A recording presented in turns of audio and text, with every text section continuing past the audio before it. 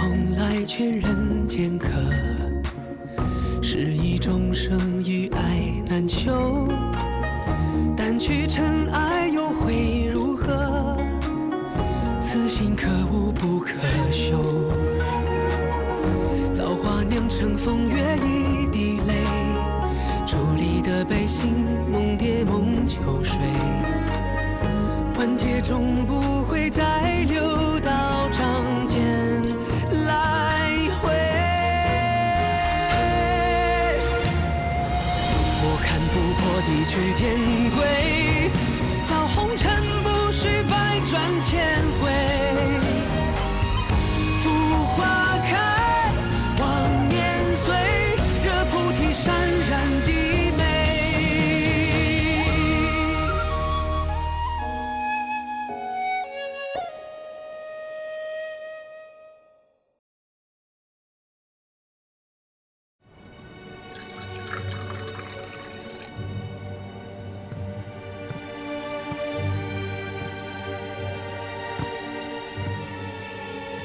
唐公子，你四处奔走定是劳累，我为你泡了杯香茶，你可以先坐下歇息片刻。不必了，任务在身，就不劳侧妃了。侧妃赐茶，不接只怕不敬。你表现得随和些，接下来才好套话。别闹了。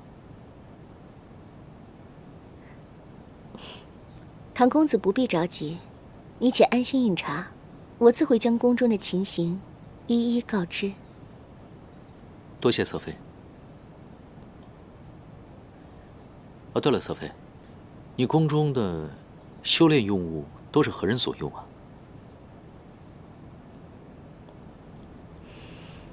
殿下酷爱修行之术，在巡游中与我结识，便将我强行纳为了侧妃。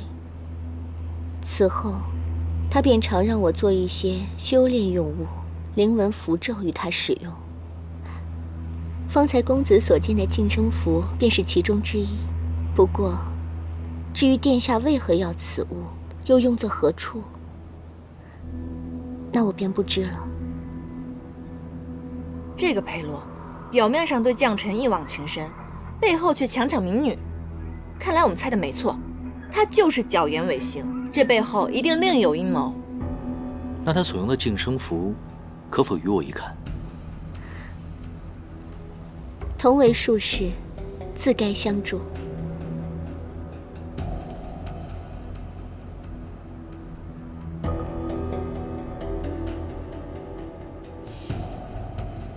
9位，此物需每日更换，这张符纸便是刚换下来的。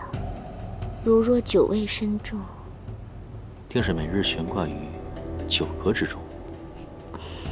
多谢侧妃解惑，我先行告退。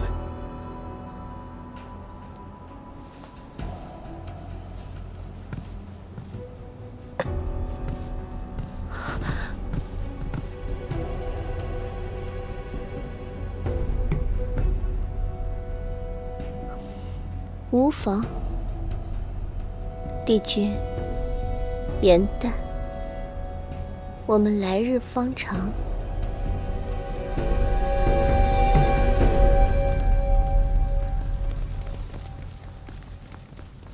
殿下，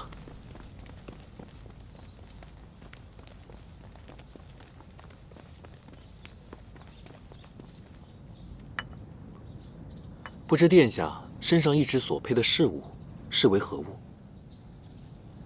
哦，这个是之前宫中来的捉妖天师，担心宫中妖邪未退，便给了我这千年桃木，驱邪镇妖，用以御身。千年桃木实为辟邪神器，可是桃木性烈难调，若碰到相冲之物，必然适得其反。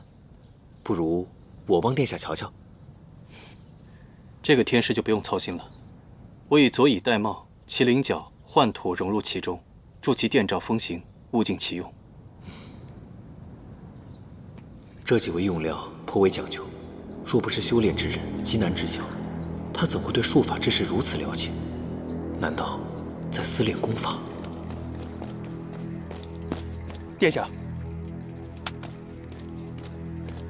有一名天师今日进了侧妃宫里。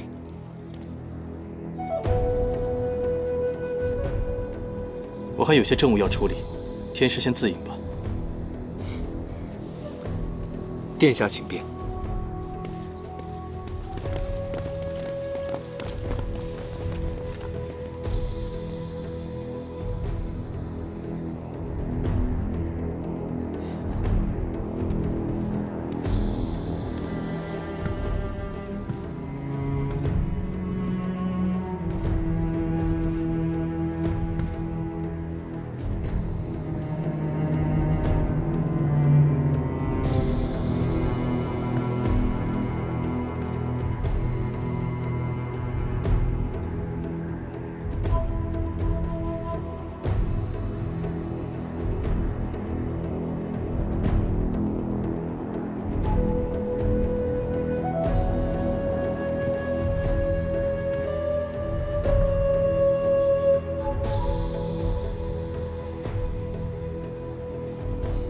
其他烛台上皆沾有蜡油，为何这只如此干净？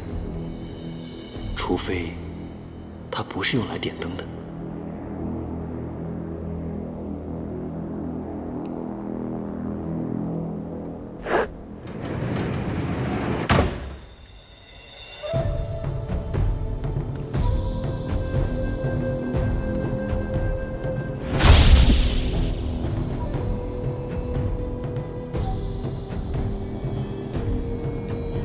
此处灵力聚集，定是裴洛修炼之所。可惜镇妖符在此，唯有唐周能破，便宜这小子了。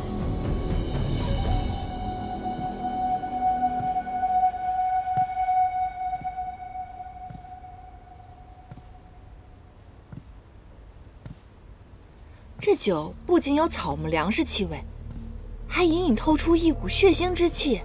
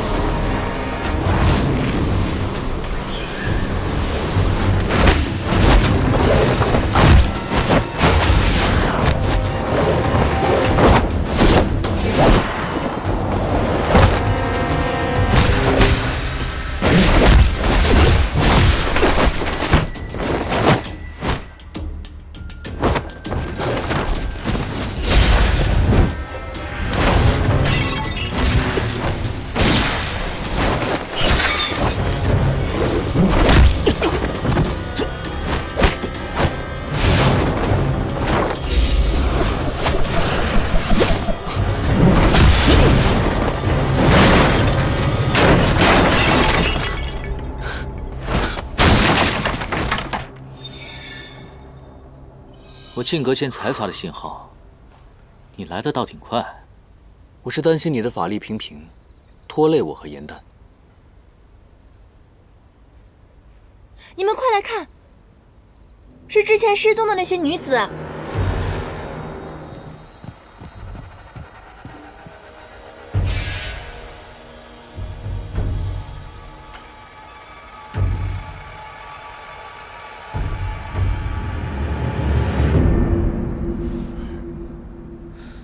这些女子是被割喉放血而死，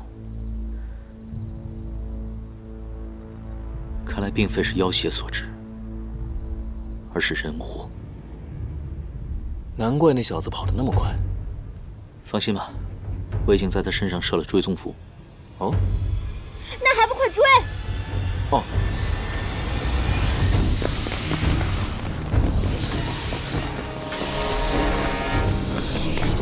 这边，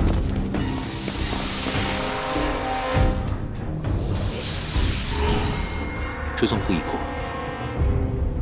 他发现了。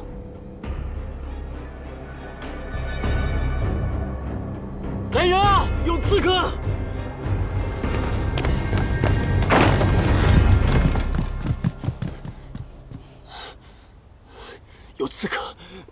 刻往那边跑了，快追！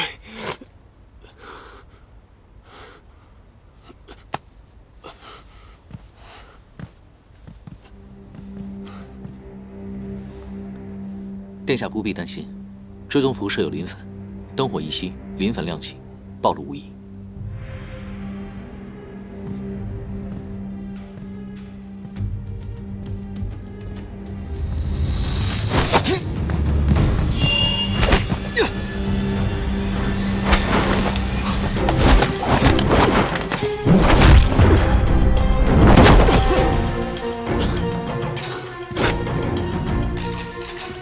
你果然在思练功法。你诈我！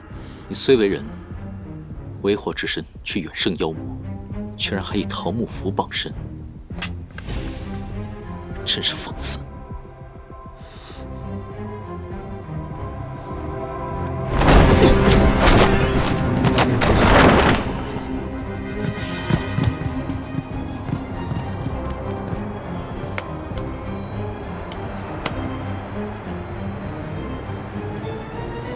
堂堂万妖之王，还不是需要一个肉体凡胎相助？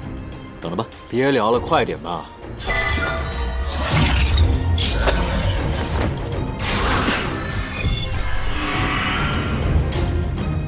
哇，谢了。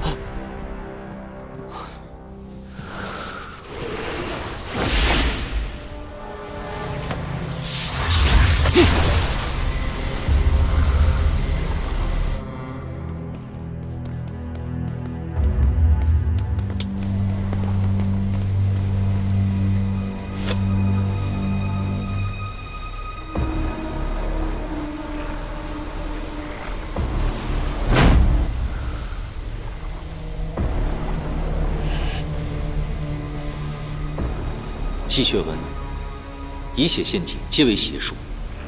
残杀子民，以满私欲，怎配为一方王侯？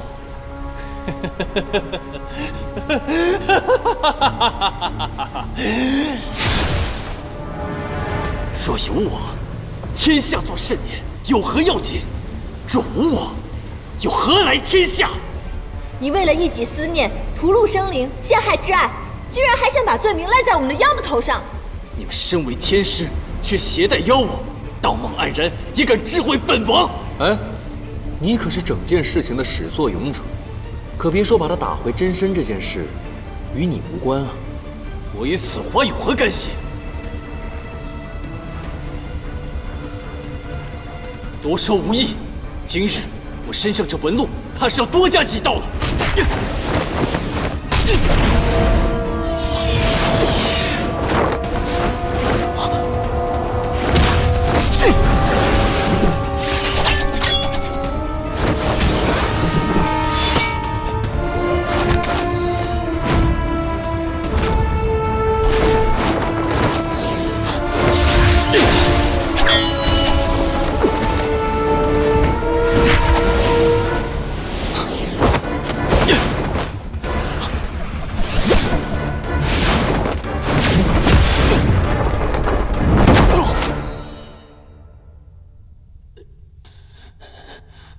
我的长生丹就要炼成了，你们拦不了我。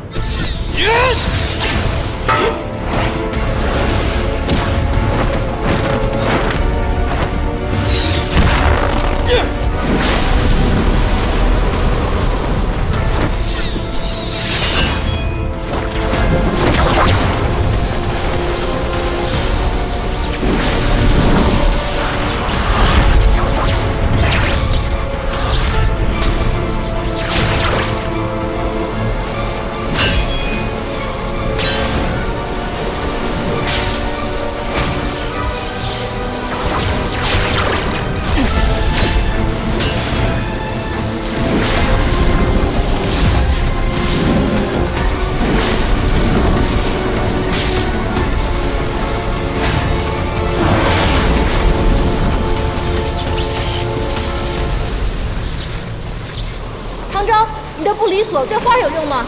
法术记下，你是花是人，我皆能将你召回。你要干嘛？我有办法了。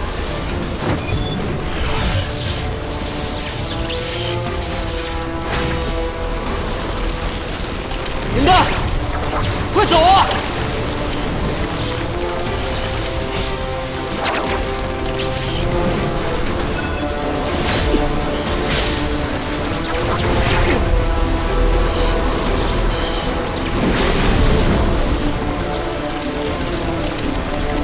一步。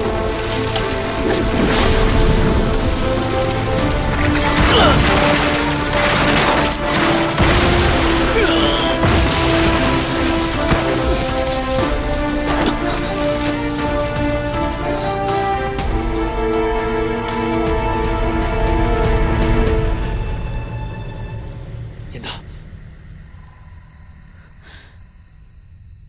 谁让你自作主张了？就该把你关在玉葫芦里。只要能为将臣报仇，这点花瓣不算什么。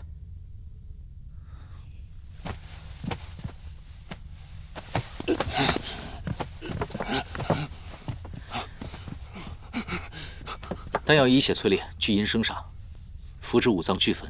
你将不知血河、乌鸦异象、杀人炼丹的种种罪行嫁祸在将臣身上，你还口口声声地说爱他，你懂什么是爱吗？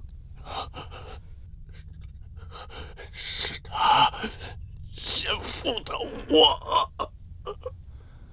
王妃久久无出，殿下先前又身怀恶疾，各方常有异动，我等实为忧虑啊。还望殿下早日封妃纳新，子嗣绵延，方可稳定民心啊。本王曾与王妃约誓，终生厮守，唯有彼此，断不可能再纳新人。更何况，本王的旧疾早已康复，不用再劝了。殿下，殿下，莫不是旧疾犯了？快传大夫！是，殿下。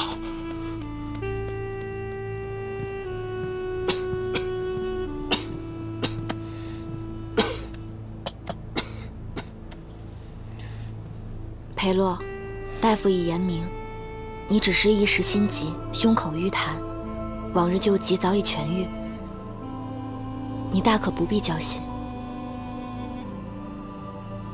除去疾恶，与常人无异。我乃至尊人杰，定是要长命百岁，与天同寿。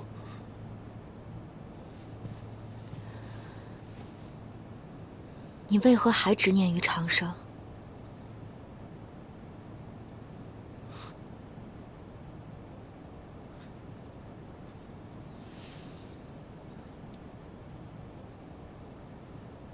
我曾久病缠身，差点同你天人永隔，我怎能不后怕？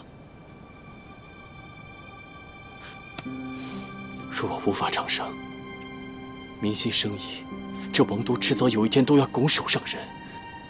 我顶着谋士的压力，始终不肯纳谏，是因为你我有约定，只有彼此。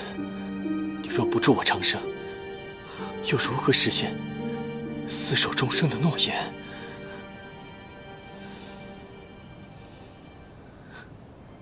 将臣，再给我一颗神丹吧。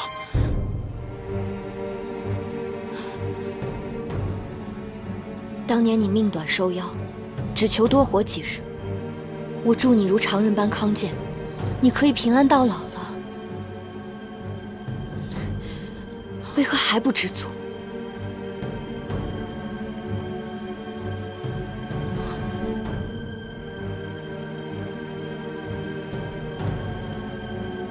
你是药，你可以活千秋万载，可我纵然病愈，也不过寿命数十年。助我长生对你而言轻而易举，为何你这般自私，就是不肯助我？无中生有之时，你叫我如何帮你？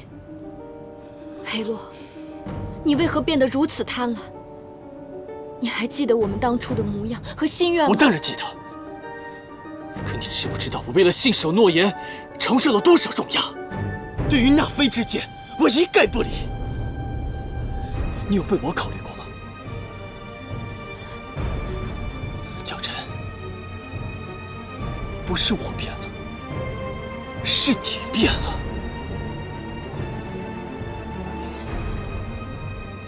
那侧妃绵延此死，能安抚你的证据，那你便纳吧。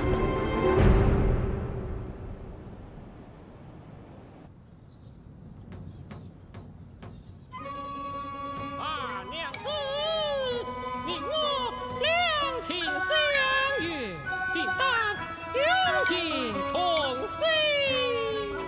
夫君岂敢一片痴情，定当永不负心。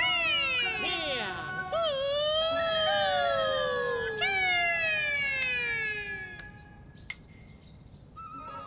今夕如昨，却物是人非。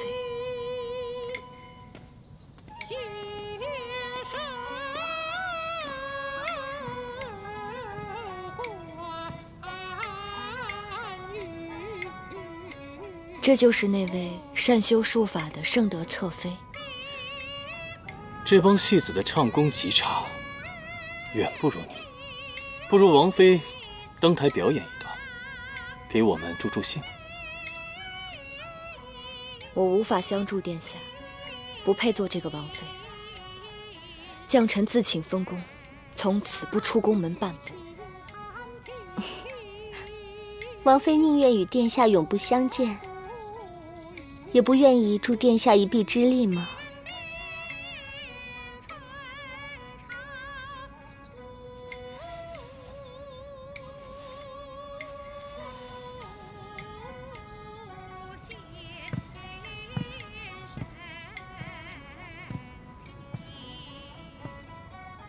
将臣，是你先违背了我们之间的誓言，日后莫要后悔。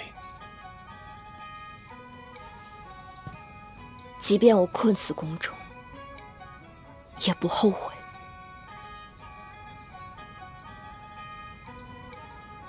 原来王权野心是永远也无法得到满足的。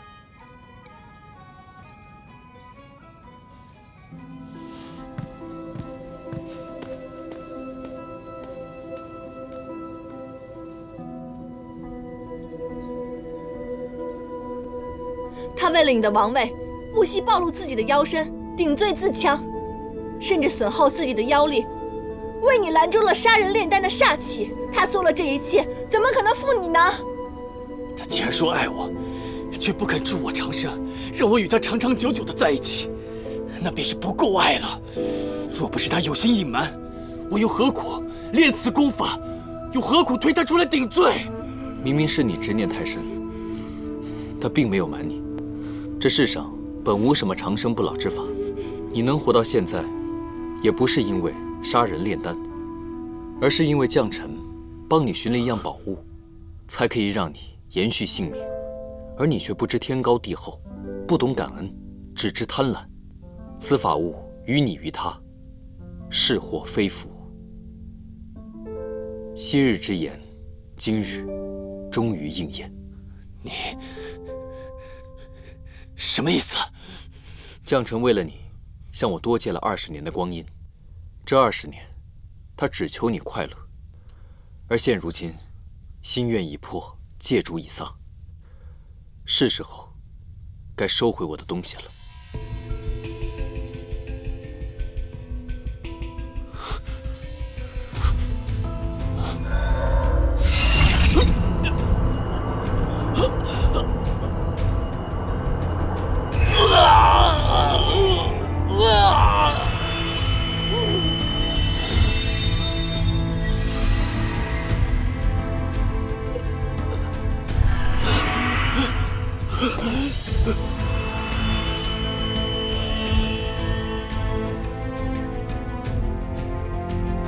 这便是你的义眼吗？此物并非普通妖猿，他究竟是何人？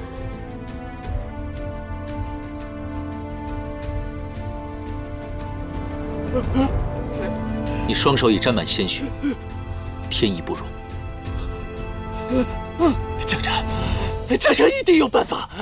神丹，匣子里肯定有神丹，匣子里肯定有神丹，你们一定有办法打开它。锁心藤乃是花精族妖法，由执念所化，唯有化解心结才能打开。将臣既是因你生愿，能打开此匣的，便只有你。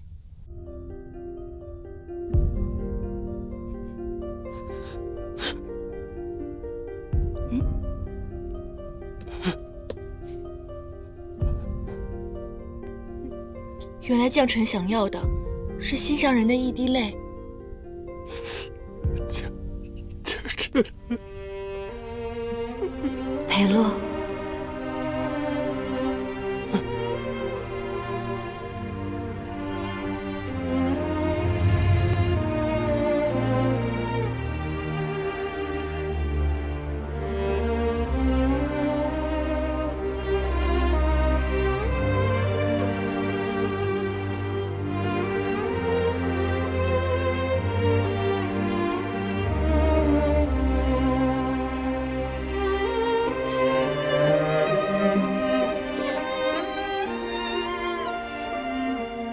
封妃乃王公重视，你我早已登载史册，流传万世，为何还要学百姓做法，共写婚书啊？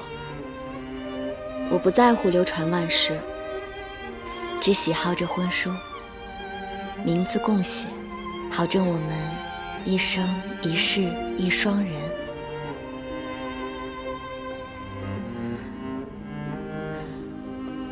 我可得把它好好藏好，万一哪一天你说话不作数呢？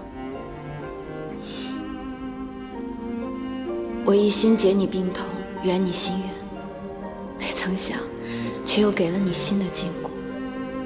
自始至终，将臣心中只希望你平安喜乐。有朝一日，再与君共撑纸伞，相濡以沫。满目山河空念远，不如怜取眼前人。唯愿君心似我心，不慕江山只慕人。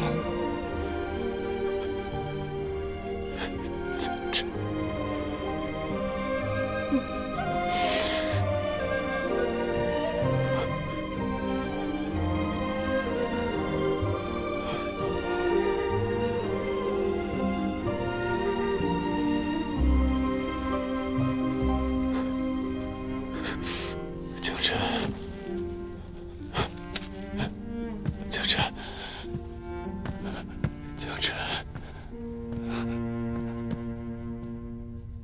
这花里还有将臣的最后一口真气，快让裴洛再看他一眼。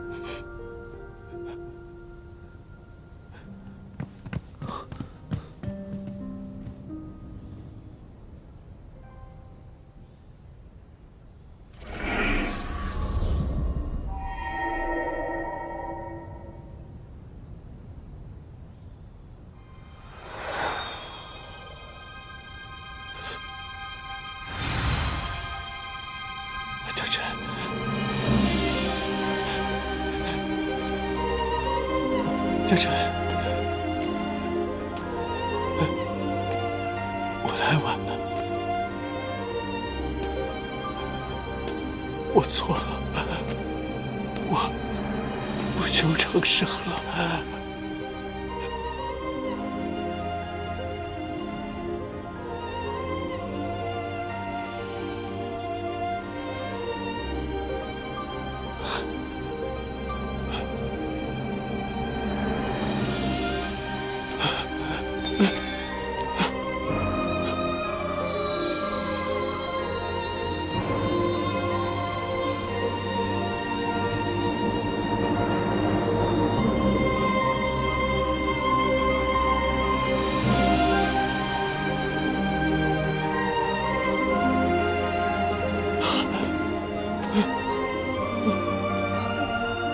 将臣，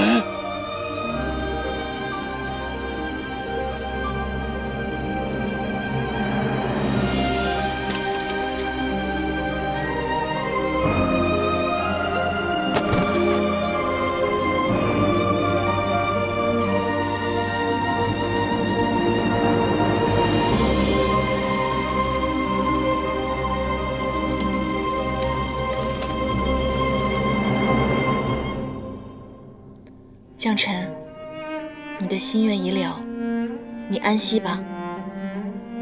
放心，我会记住我们的约定，我会替你好好看这个世界，历尽人世间的五毒六妄、七情八苦，写出刻骨铭心的戏本，感动三界四海。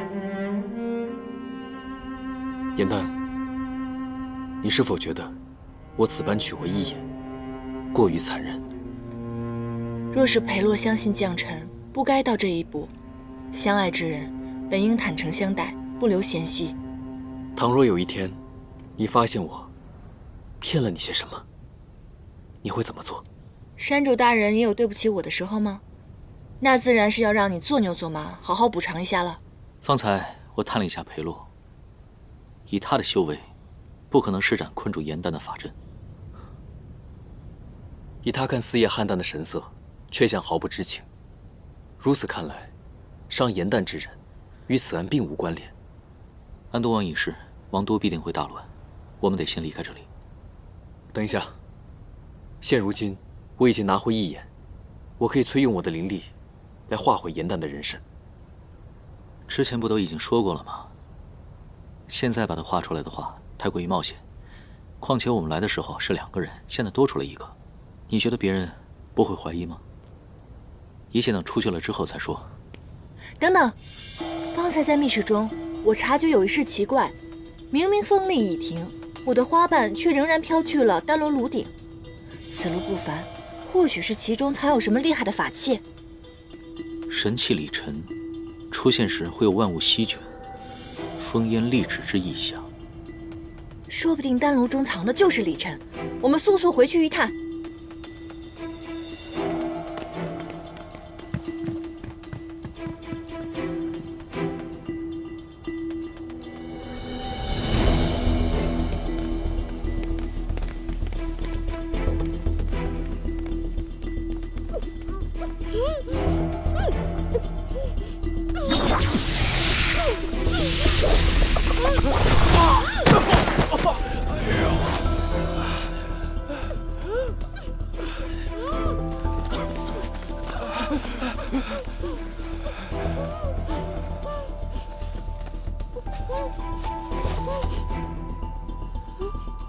侧妃，你们2个好大的胆子，竟然敢行此恶举！说，为何要害人？天师饶命！我们在侧妃宫中偷到幼物，被他撞破，这才一时动了歪念。圣德谢过公子。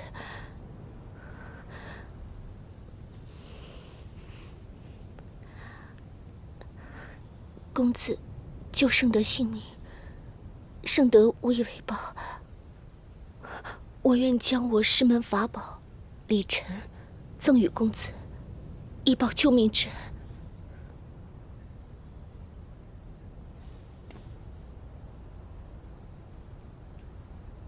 侧妃，我也正在寻找此物，那就有劳侧妃了。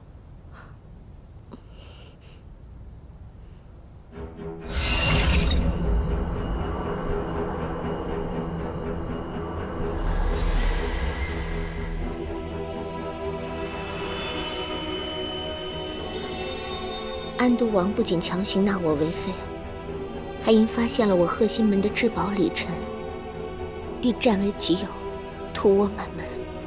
此法器灵力不凡，依法施出，清风席卷，气无力止，万尘可散。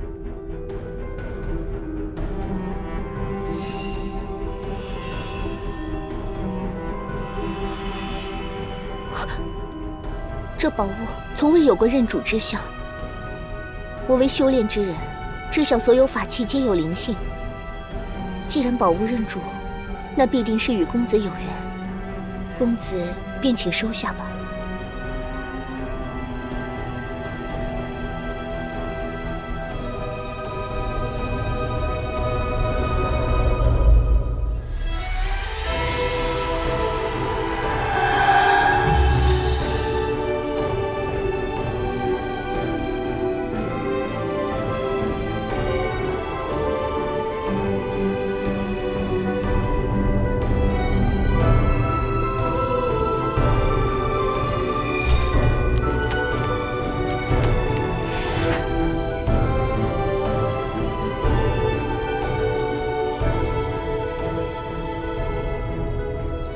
亏有我，才未错失神器。等出宫了，你可得准备8针玉石、传槐画本，好好感谢下我。听说唐师弟清正洒脱，不染物欲，如此看来也是假的吧？看来于师兄也并不了解我。我这个人吧，既贪婪又小气，别说是宝物了，哪怕是一朵花，我都会占为己有，更不可能会让给旁人。哼！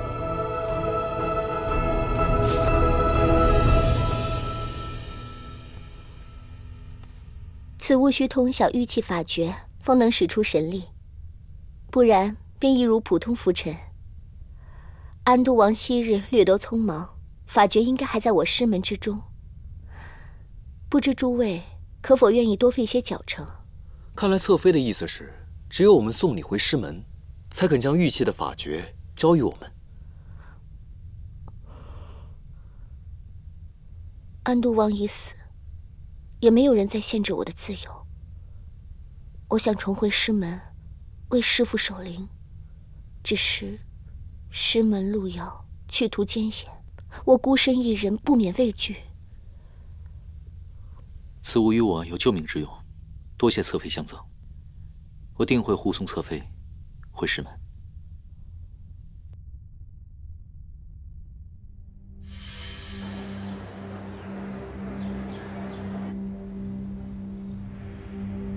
盛德去忙了，有些事情我要通知你。王公案已结，我要带严旦回家去。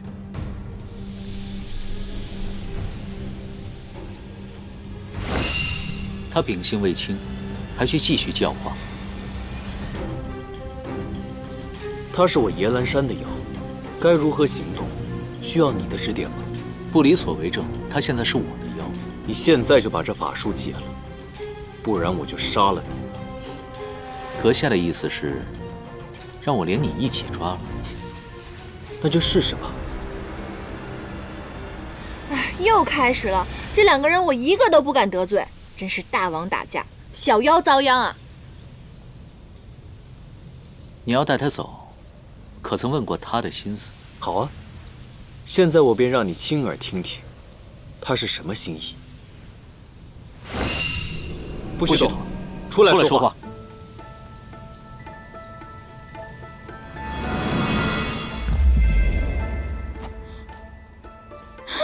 我终于变出来了！我真是在外折腾那么久，我看看我没事吧？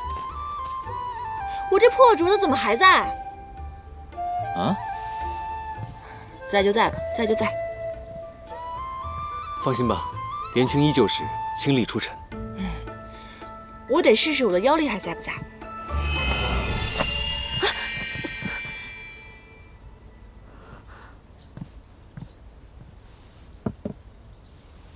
妖力？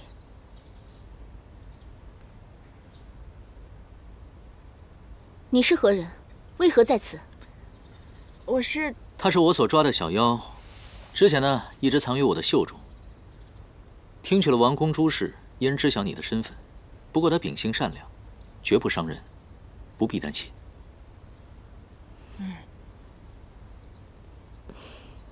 既有唐公子担保，盛德便没有什么顾虑了。姑娘，你叫什么名字？我叫严旦。之前多亏了你给我们线索，这才让我们把安都王的嘴脸给揭穿了。客气了，我还得多谢你们救我于水火呢。不客气，不客气，这是我们应该做的。严旦，唐州已经答应盛德送他回师门了，而且盛德这一路端茶送水，体贴照顾，相处甚好。我们2个就不必再次打扰了，就此别过吧。盛德是客人，不必劳烦他。我向来有严旦伺候，所以他必须留下。唐州，你忘了你身上的使命吗？你可谓是肩负重任，而且人妖殊途，就算再舍不得，终究也是要别离的。我相信，你懂我在说什么。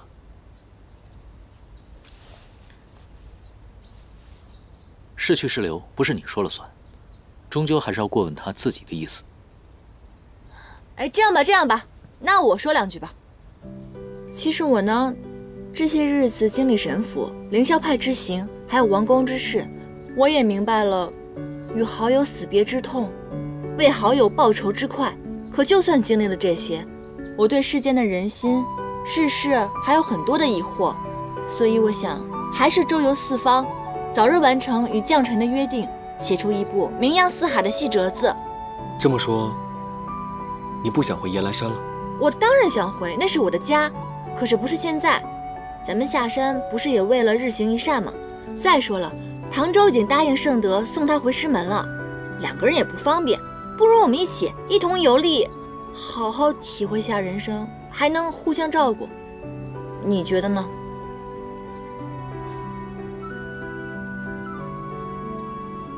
刚才不是你自己说的吗？会尊重他的心意。颜淡，答应你便是。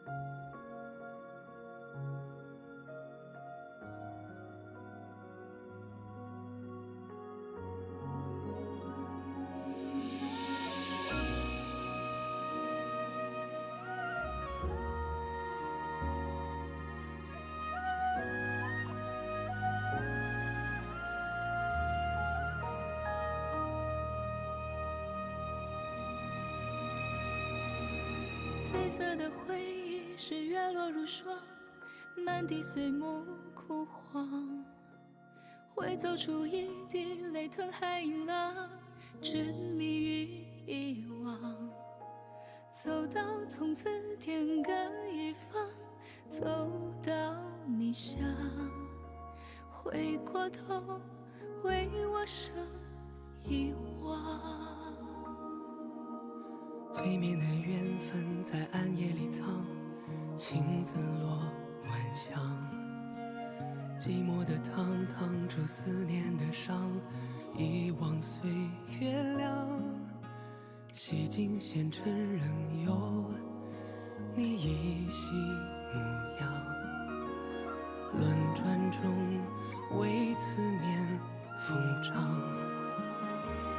一世繁华人间一场落花风，平添一池落花中，看破红尘的眼红。你是遥遥天上一捧秋月容，只敢萧瑟不敢浓。梦中有两人与共。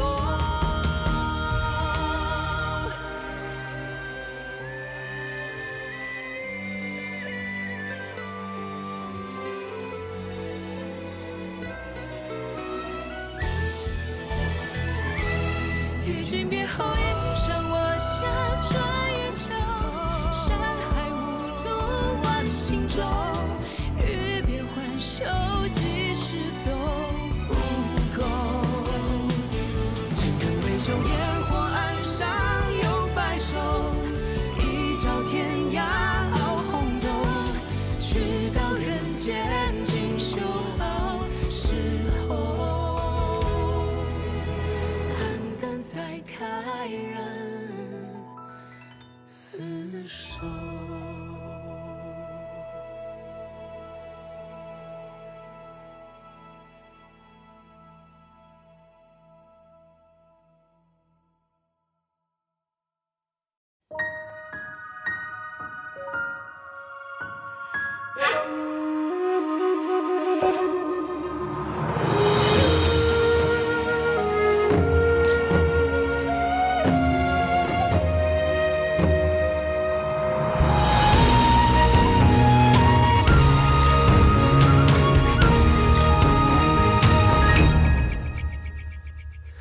孤寂蓬莱劝人间客，是以众生与爱难求。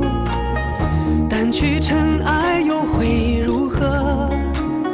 此心可悟不可修。造化酿成风月一滴泪，伫立的悲心蝶梦秋水，万劫终不会再流到掌间来回。我看不破地去天归，造红尘不须百转千回。浮花开，望年岁，惹菩提潸然低眉。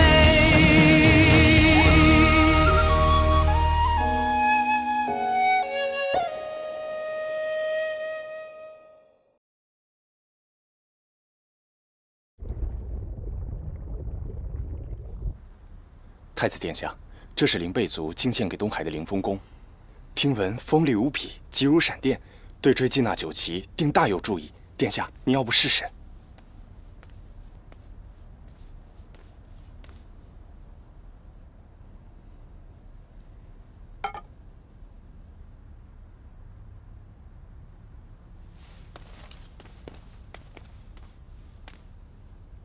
你今日如此反常，竟然主动来找我，定有缘故。说吧，找我何事？我的确找你有事。我知道，近几日你率军追杀于墨，想必你也知道他酒旗的身世了吧？于墨心怀挚爱，一心只愿追随心爱的人，畅游凡界，无心争夺权力。对于四海之主的位置，也丝毫不感兴趣。你这么做，只会引火烧身。若被其他水族知道了，反而会影响你东海的尊严。招揽！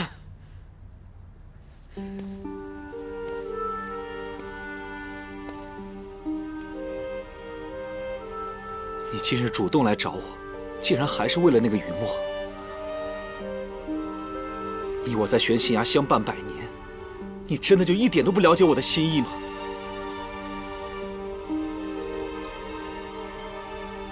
我一直追杀他，真的就只为了那一个尊位？如果你说的是真的，那我们同病相怜。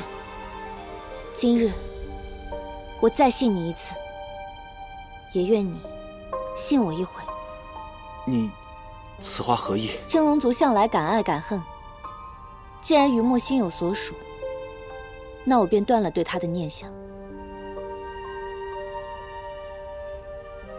从此之后，我与此人再无关系。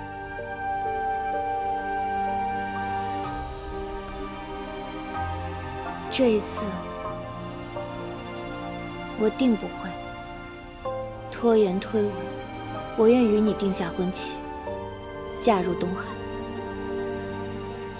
此话当真？当真。南海和东海的联姻，想必你日后四海之主的位置，定坐得安稳。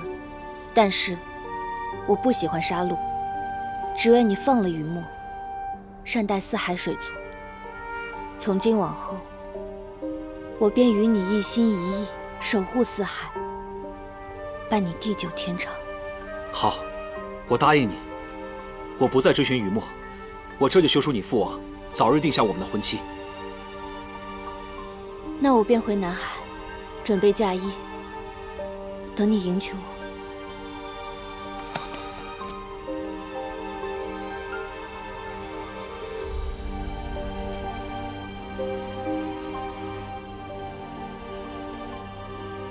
等我。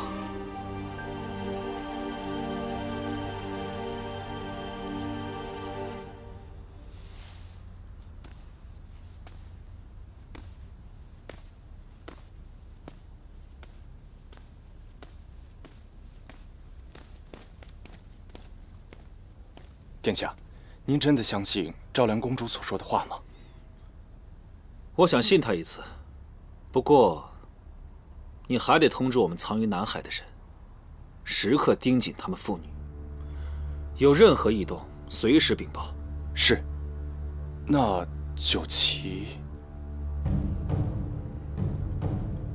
继续追踪，格杀勿论。是。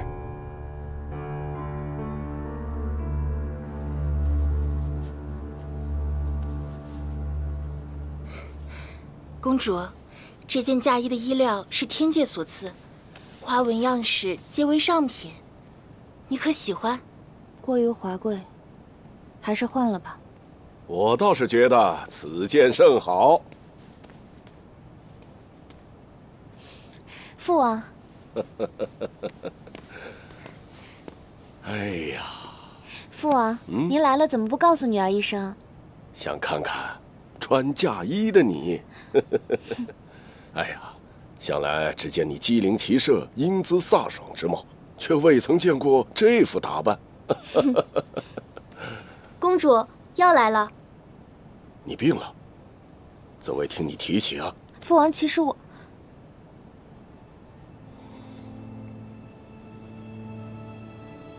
你们退下。是。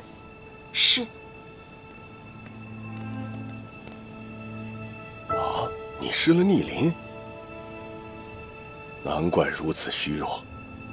此鳞不仅是周身灵力所及，更是龙族适中之物。你大婚在即，怎会没了此物呢？有人相助，我与他逆鳞防身。何等朋友，值得献出逆鳞？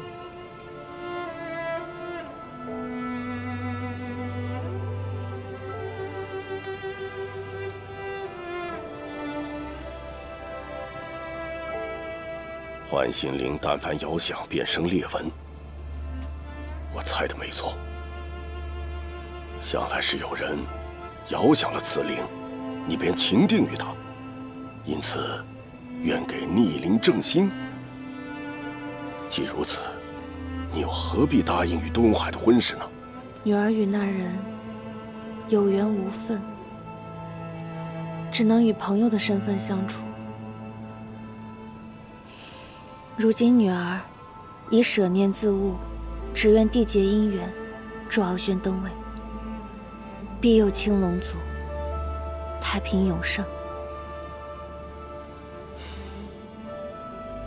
我向来无意在四海揽权争霸，又何必拿你的姻缘去换取所谓的繁盛？为父心中唯有你幸福安康最重要。告诉我，你那心上人是谁？我派人前去探问他的心意，绝不让你错失良配。父王，这桩姻缘并非是女儿一人之事。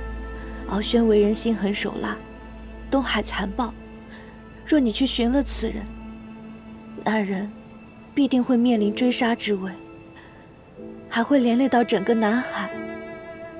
父王，女儿已认清自己的命运，还请父王莫要因为我得罪东海，增加无谓的杀戮了。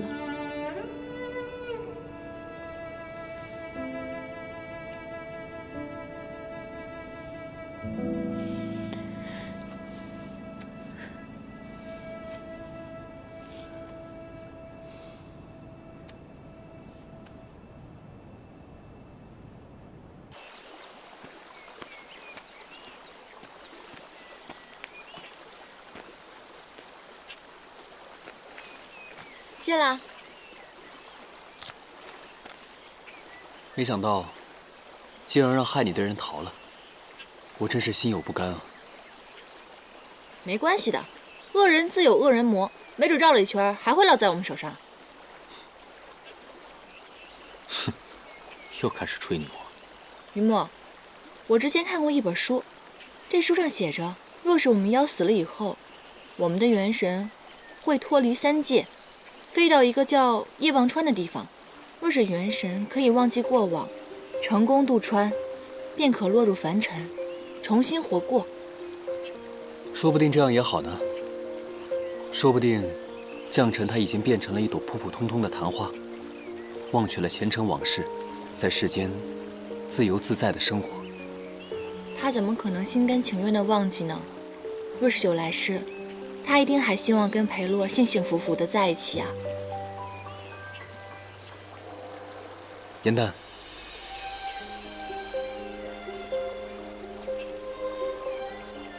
没事。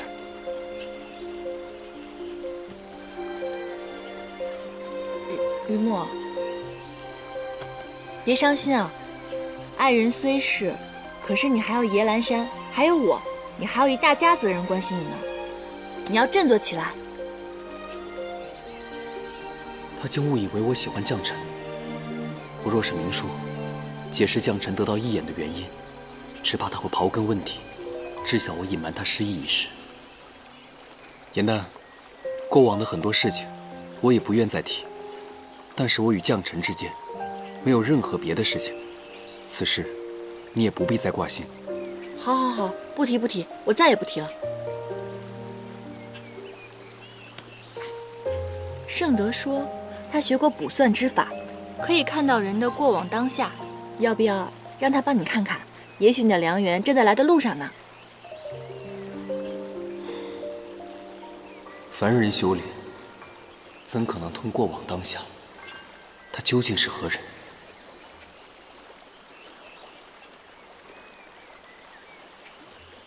唐公子刚刚走了许久，额上都是汗，我帮你擦擦吧。啊，不必了。师门有戒，不得与女子亲近。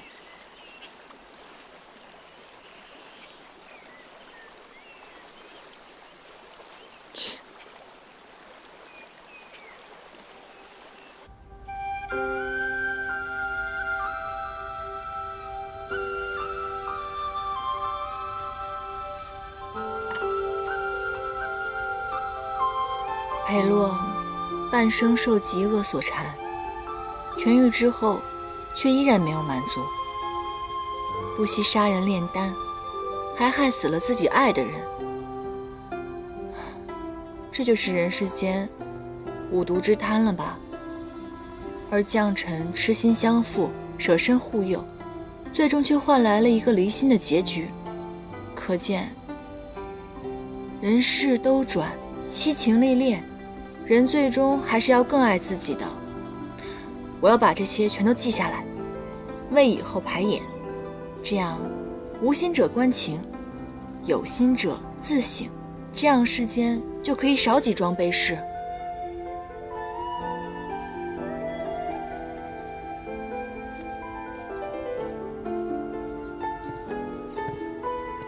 严蛋，哎，圣德，我做了一些小菜，你尝尝看。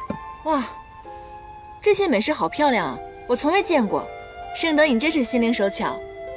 你尝尝看。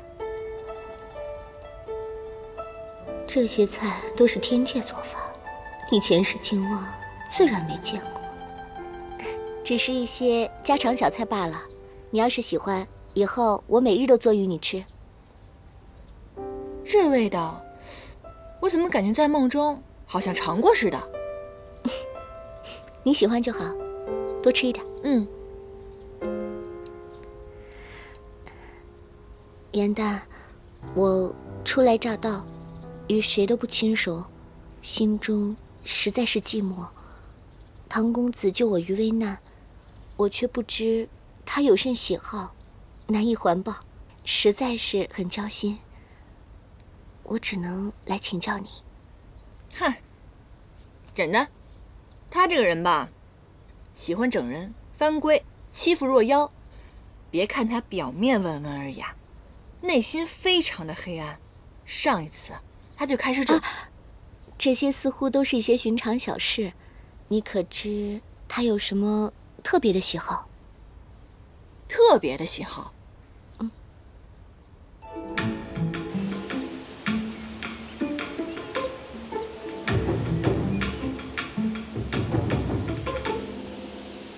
今日之后，我要带他离开这儿。我说过，我要连你一起抓。这么说就是要开战了。好啊，为了以示公平，我绝不用妖力。阁下既然这般小瞧于我，那我也不用伶俐，一剑分高下。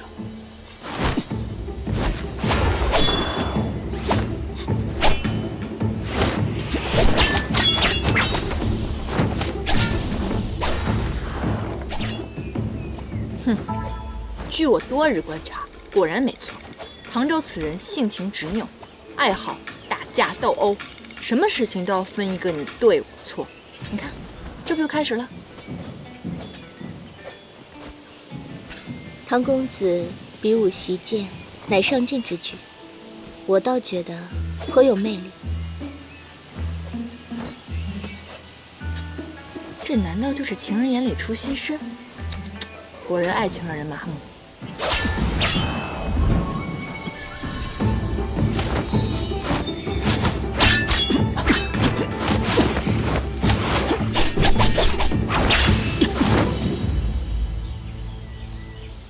阁下确实剑法超绝，当为人中英杰。可是为何偏偏不懂得自重，招惹自己不该惹的？难不成想自毁前程？阁下智勇双全，确为妖中王者。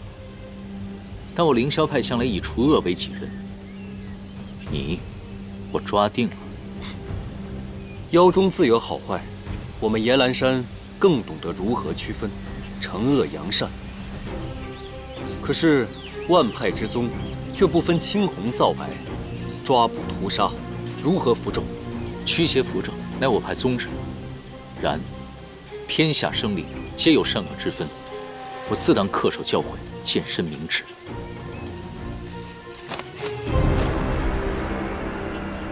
还来？等一下！别打了，别打了，别打了！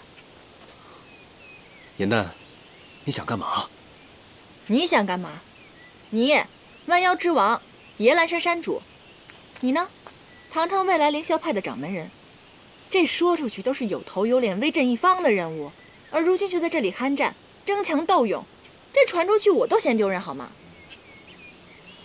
他竟然是凌霄派未来的掌门，此派掌门向来灭情绝爱，那他……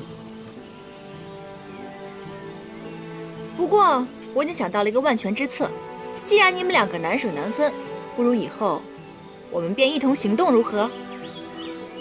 唐周他身上有顽疾，需要集齐4大神器才能救他的命，不如我们本着仁义之心帮他一把。当然了，你呢？作为回报，你日后若成为掌门人，不可以随意进犯我们野兰山，如何？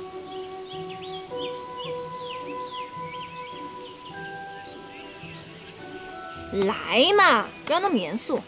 江湖嘛，多个朋友多条路，少个朋友天堵墙。再说了，此番我们人妖合作，必成佳话，也可以缓解捉妖师和妖之间的矛盾，这伤亡也会减少。为了顾全大局，你们表个态嘛！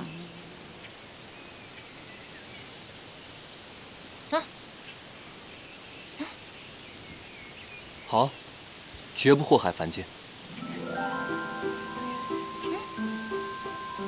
必定善恶昭彰。好，既然如此，我们日行一善小队正式成立了。哎，现在大家都是伙伴了，你天天拿那个布里锁拴着我也不是个事儿啊。你不如帮我给他卸了，也算是博一个合作的彩头嘛。来嘛！化干戈为玉帛，以证你的诚心。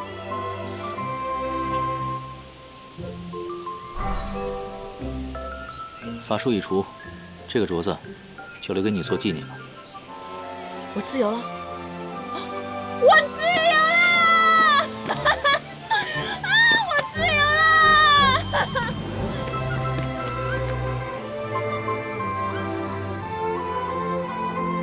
这种感觉太好了。我再也不用担心晚上睡觉被撞，白天被挡，而且也不用时时刻刻在唐周面前啦。结了这法术也好，这样于公子心里应当好受一些。于墨，他怎么了？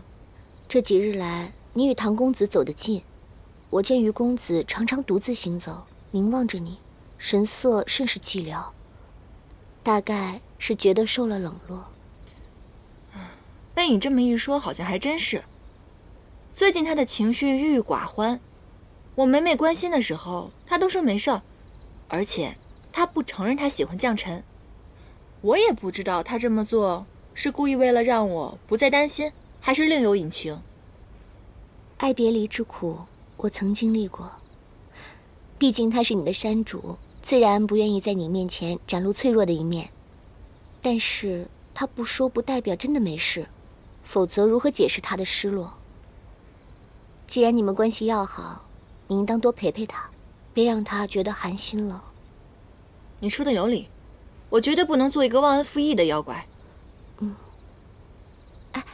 不如明日我将唐州公子约出，方便你们与公子单独相处。你好好开解开解他。受山主大人照拂这么久，现在是我严旦该报恩的时候了。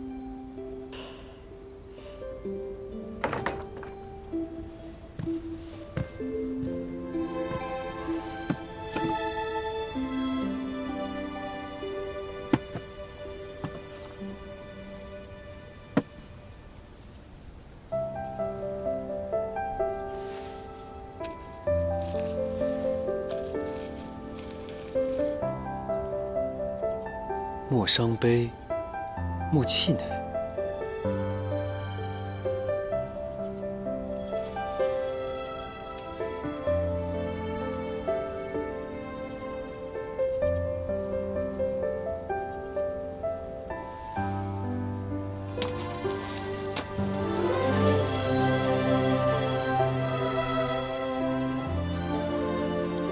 大好风光在明日。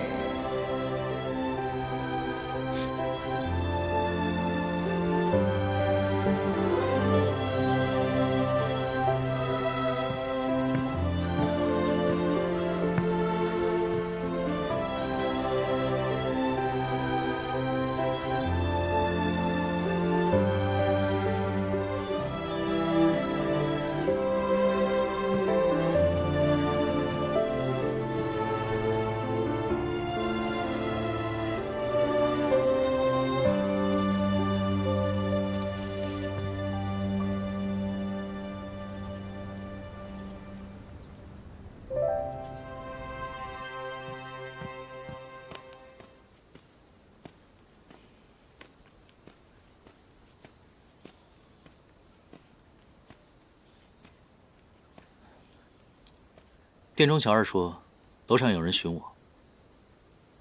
公子见是我邀请，可是失望了。找我何事？生得偶然间得到一副未解棋局，久思未果，想请教公子一番。我不通艺术。怎会不通？不知为何，我每次看到棋盘，或生学艺之念，就会惊慌烦躁，痛心难忍。你曾经说过，你可以看到过往。那么我想请问你一下，为何我每次在梦中看到一位女子在我面前跳桥，梦里我看不清她的容貌，而我每次醒来，我就会自责痛楚。那可是我以前亏欠之人。你竟还记得他？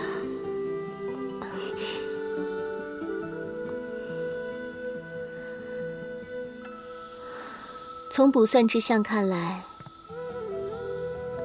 此女子是公子的劫难，并非正缘。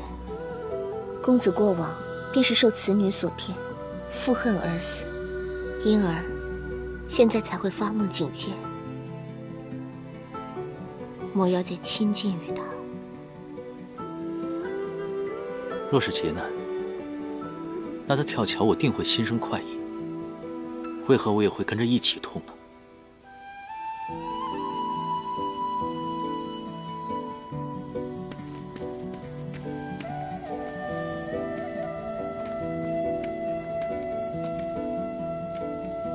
莲青，你来啦！白日在我的房间，你用了很多笔墨，写了那些美好的词语，是为了什么呀？你看，这些是我给你做的天灯。近来我看你心绪郁结，要是我对你不管不问的话，未免也太不仗义了吧？我听闻，凡人如果有烦恼的话，他们会把烦恼写在天灯上，然后放出去，这样烦恼就一并消失了。要不要试一试？来，你写一面，我写一面。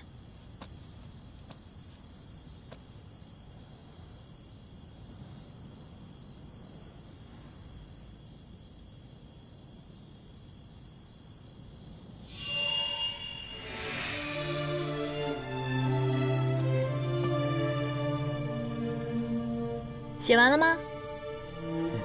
那我点灯啦。好。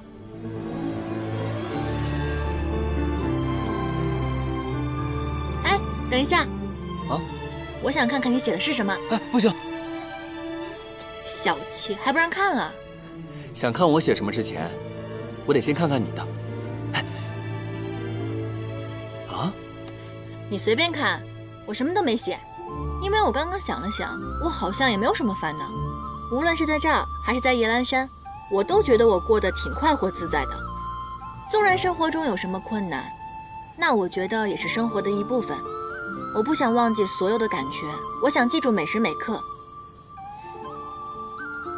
既然我已经说了，那你现在可以告诉我你写的是什么了吧？好，我写的是，今日你给我送的食盒太难吃了，我一点都不敢动。而且希望你的厨艺能够增长。就这？真没良心，那是我特意给你做的，好吧？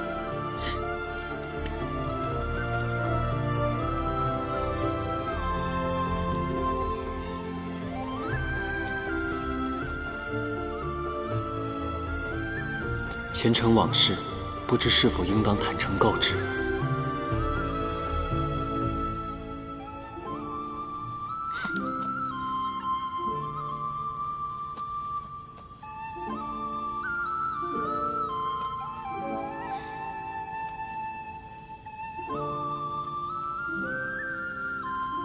也许只有我瞒着你，你才会一直这般快乐。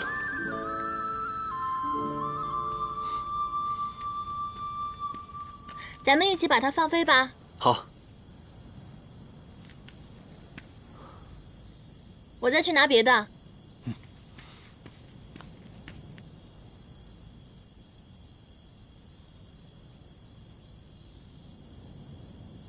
你说这些天灯在天上飞着，会经历怎样的旅途，看到怎样的风景，还真是羡慕。想去看看吗？嗯。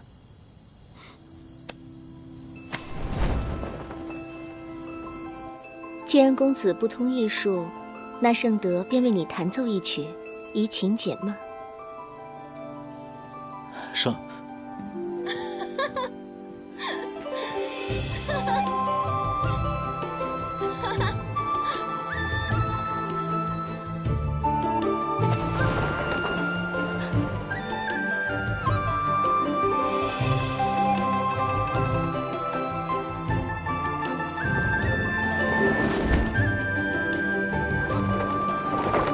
停步！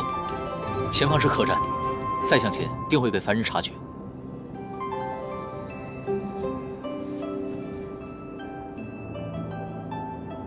有我在，不会有危险的。若是没玩够的话，我再带你去前面看看。不用了，刚刚天灯已经看得够多的了。本来今日想帮你排解心结，没想到又让你带我看了场天灯。无妨，做主公的自然要对莲卿宠爱有加。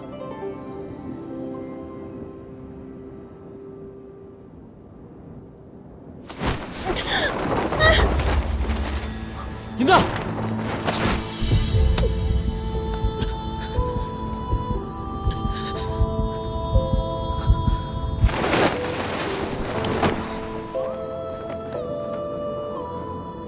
小心点儿。谢了。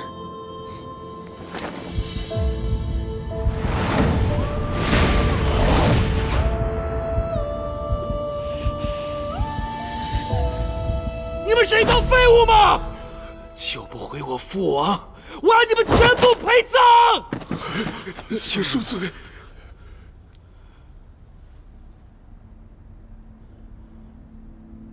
欧轩，父，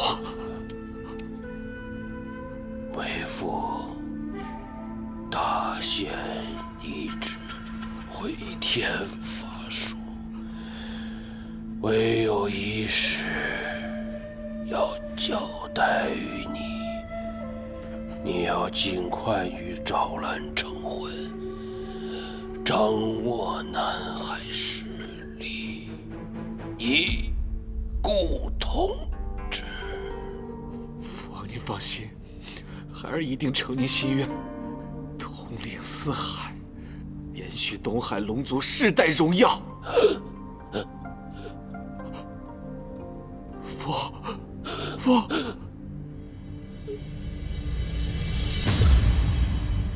王！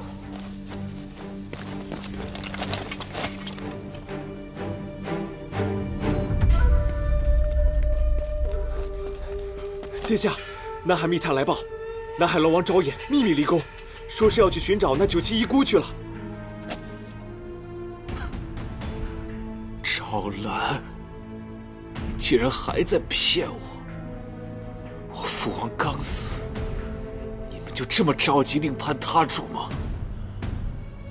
好，我就教教你们，谁才是真正的龙尊。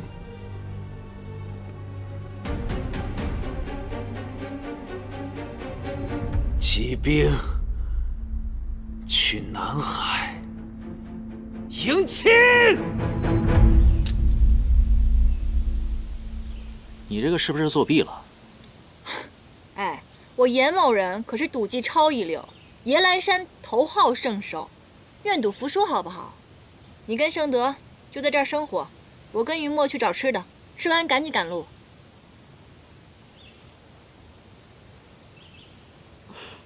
严大姑娘和于公子的感情真好，一刻也不愿意分离。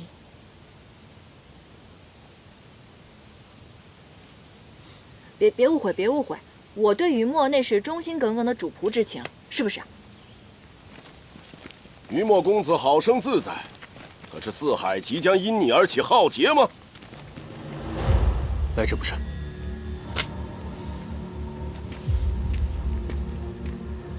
来者何人？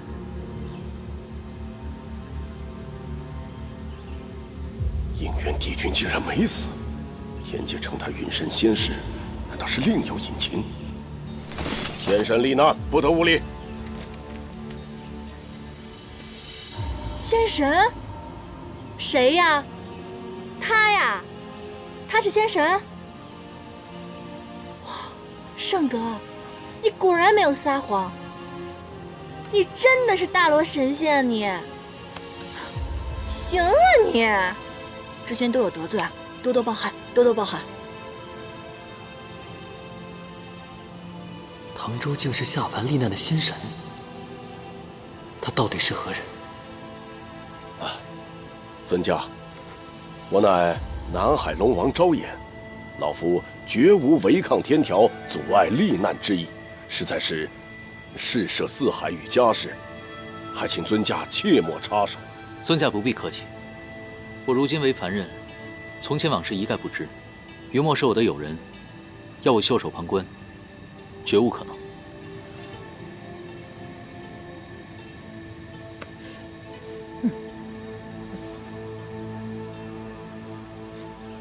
定是敖轩让你来取我的性命，如果真有本事，来取就是，为何还要给我冠上一个危害四海的罪名？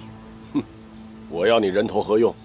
老夫要的是四海安平，更要我女儿一世幸福。你是为昭兰而来？昭兰大运婚时，下凡之后，借病将婚期一拖再拖，如今愿意出嫁后，更是郁郁寡欢。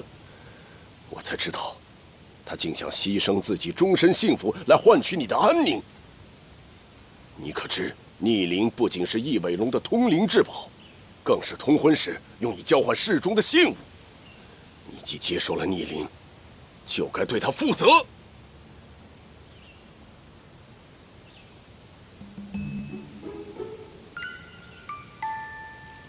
你也行啊，于墨，没想到在凡界。我们失散了仅仅月余，你就获得了龙族公主的芳心啊！夜来山子嗣绵延的重任提前完成了。闭嘴！这不是为你高兴吗？龙王殿下，此物的意义我全然不知，如果知晓，我绝不会收的。一派胡言！若非你蓄意哄骗撩拨于他，为何你遥想了他的幻心灵，接受了逆鳞，却从未见你来南海提亲？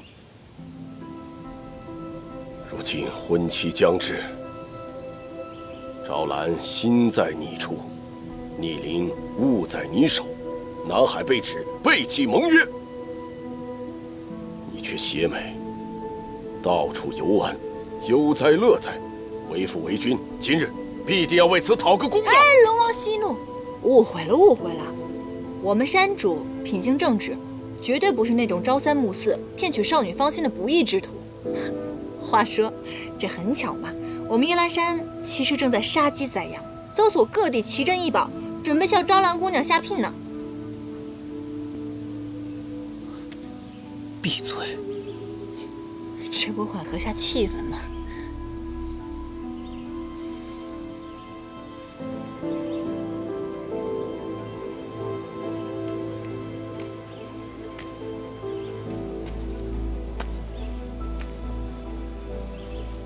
事到如今，我必须到南海见招兰一面。太好了，那我现在回夜来山跟您准备接亲一仗。你闭嘴吧！我从来没有说过我要娶她。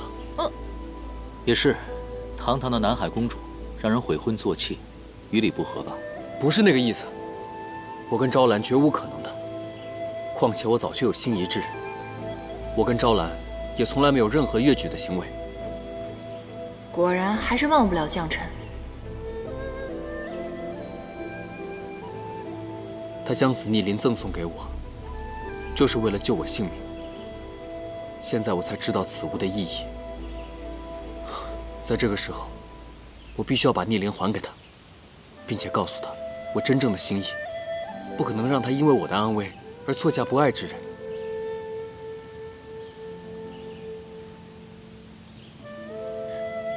颜淡，你陪我一同去吧。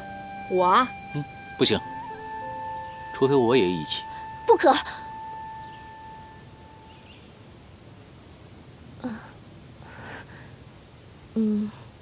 是这样的，我从前在师门的时候，曾听闻过神仙罹难一事。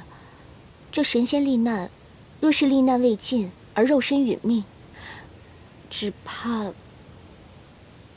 怕再也无法归位回天。唐公子如今只是肉体凡胎，水族又恰逢异主，势力不稳，若贸然卷入其中，怕是风险太大。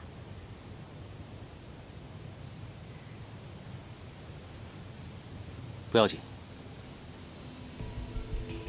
昔日我遇难之时，相救的小仙曾和我说过，我仙衣破损，若无四大神器修护的话，早晚仙里会外泄而死，所以我早已无所畏惧。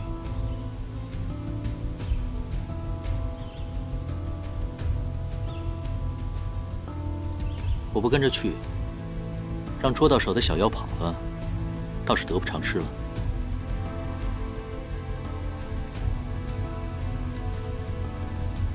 那行，要不这样吧，咱们4个一起去呗，先解决了于梦的桃花劫，再送圣德回师门，这样行了吧？赞成。赞成。正好我在师门的时候，会一些修习补元之术，能助唐公子稳定些许仙力。帝君下凡罹难，若无仙衣保护，神器御身，必会神形俱灭而亡。除非他再服下半颗邯郸之心。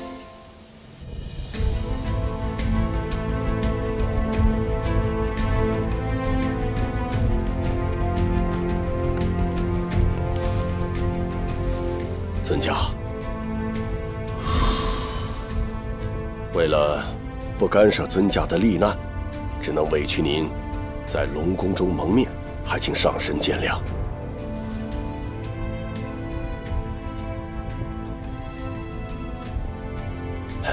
老夫的家事，竟然还要劳动尊家，实在是让老夫惭愧不已啊！请。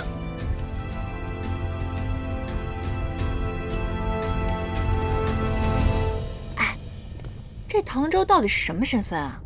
连一海之主的南海龙王都对他这么毕恭毕敬的，难不成他是戏折子里说的大罗金仙？圣德，你可知道他到底是什么身份吗？颜淡妹妹未免也太会说笑了。欲晋升仙阶或犯了错的仙家，才需下凡历难。一般位列上神之尊者，无需遵循。天界谪仙众多，身份尊贵者云云，我们不必费心猜测。哦，圣德姑娘，懂得还真多嘛。颜淡，我听你这话的意思，我这个靠山啊，你算是靠够了，要不然换个新靠山靠靠。哎呀，此番游历，我总算懂得了一个道理：求人不如求己。再说了，我就算要找靠山，当然是主公这种亲切的靠山啦。聪明，走吧。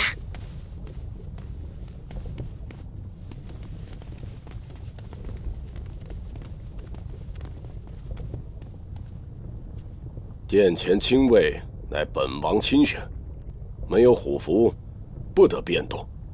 你们是谁？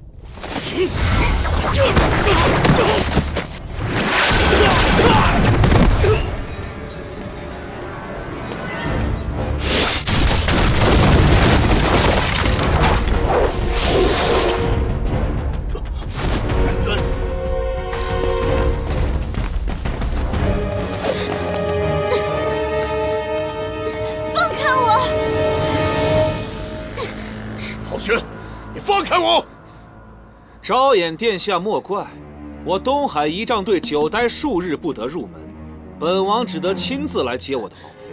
父王，他早在宫中安插了自己的人，你一走，他便带兵攻入殿中，大开杀戒。敖玄，你住手！敖玄，你虽继位东海龙王，我也是南海之主。今日你带兵攻入我南海，杀我亲卫，掠夺我女，我是天条，无视天规。昭衍，你暗中私会于墨，还让这贼子于墨率其亲信闯入南海，欲抢我王妃。我出兵相助，接管南海，是理所当然。帝尊又奈我何？哼，敖玄，你不要狂妄自大。幸亏我及时发现昭兰的心意，没有酿成大祸。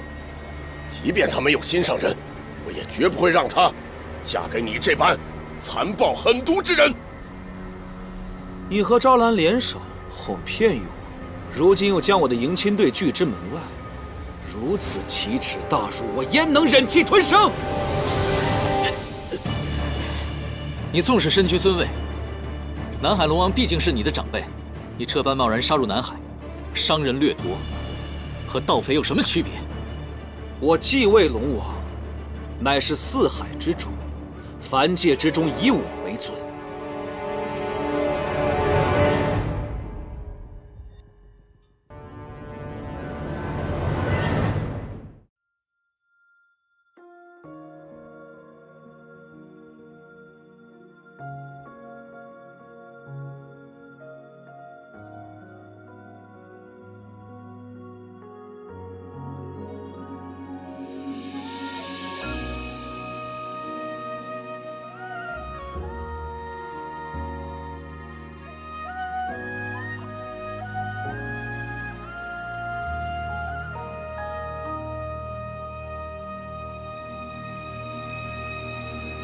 褪色的回忆是月落如霜，满地碎木枯黄，会走出一滴泪吞海银浪，执迷于遗忘。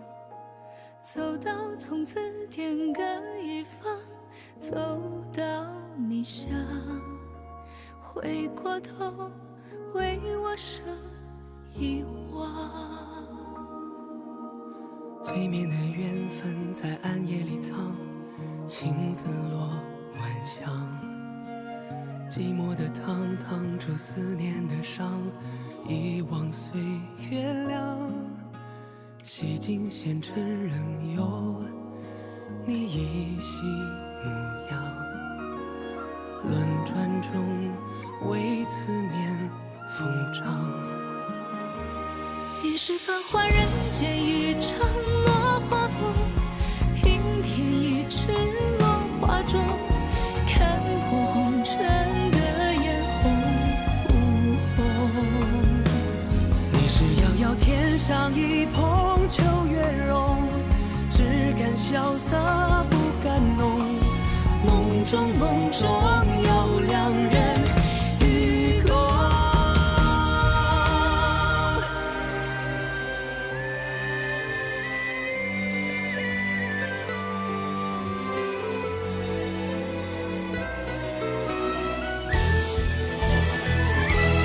与君别后，云上我下，转眼就山海无路万行舟。欲别还休，几时都不够。青灯微收，烟火岸上有白首，一朝天涯傲红豆。去到人间锦绣好时候，肝胆再开人厮守。